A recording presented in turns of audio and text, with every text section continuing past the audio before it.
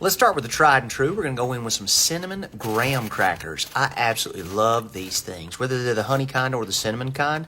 Amazing. If you dip these in a cold glass of milk, you want to talk about something good. Hey, don't leave it in there too long. Your cracker will fall off and fall into your glass, sink to the bottom, make a big old mess. Don't do it.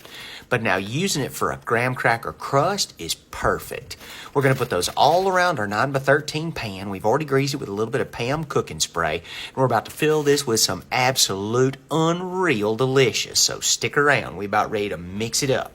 Now that our crust is done, we're going to get this out of our workspace.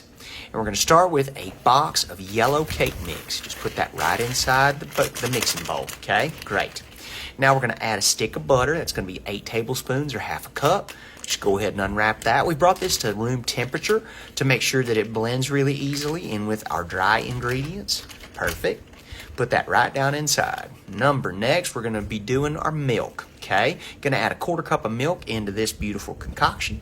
Now we're going to add in some sliced peaches. Okay, go ahead and just dump those right into the bowl. Perfect. Don't worry about draining them and any of that kind of stuff. We want to make sure that the syrup is left with them. You're going to drain the other 3 cans of peaches before you put those inside, okay?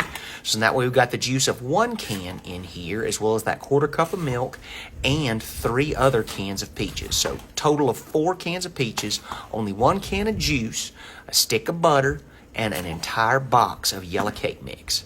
Look at that gorgeous. Whew, yes please. God, it looks like pudding. We're almost there, but we're not done yet. Now we're going to set this aside while we bring back our crust, okay? And we're just going to spray a little more Pam cooking spray all over all of this, just to make sure we have as little chance of sticking as possible, because we are going to put it in the oven. We've got that already set for 350 degrees, preheated and ready. Once we get this all taken care of, again, please make sure that you get all that goodie off the walls of the bowl. You can use it with a wooden spoon. I love a rubber spatula, however you want to do it. But please, please, do not leave any of that inside the bowl. Make sure it all gets into your baking dish, okay? Now, something you're seeing here, I had a little trouble getting it in there. The crust will kind of fall in if you're not careful. So it's best to kind of pour into the center and work from the center out. And that way make sure that you go to all 4 corners and all the sides, just to make sure that everything gets really well spread throughout your baking dish, okay? Beautiful. Be gentle with it. The more gentle you are with the spread, the more likely you're going to have that crust underneath all of your wet ingredients. Beautiful. We're going to take just a little time here just to make sure that everything's mixed up. Also, if we see any more of the cake batter that's still powdered, we're going to make sure we blend that in while we're doing it. Next up, we got our cinnamon sugar mix. It's going to be 1 part cinnamon to 2 parts sugar. I used 1 tablespoon to 2 tablespoons for this one. Put it in that little jar and kind of shook it up just to make sure that you get a real good mix of the cinnamon and the sugar. Beautiful. Look at that, how pretty. We're going to pop it in the oven for 20 minutes. We've already set it to 350, and this is the gorgeous that comes out when it's finished. Oh my God. All that cake and the pudding come together to make this incredible wet cake, and then you've got all the peaches inside as well, which are just absolutely out of this world. Oh, I love it. It is so tasty.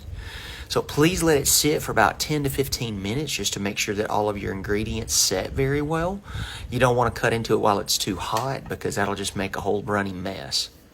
Beautiful. Look at that. Oh my gosh, yes. Great with some ice cream or a little bit of Cool Whip. Love it. Absolutely perfect. Hey, it's great standalone too. Good with a cup of coffee or a cup of ice cold milk, however you want to enjoy it. But please do enjoy it. Eat up, y'all. Woo! Yes, please.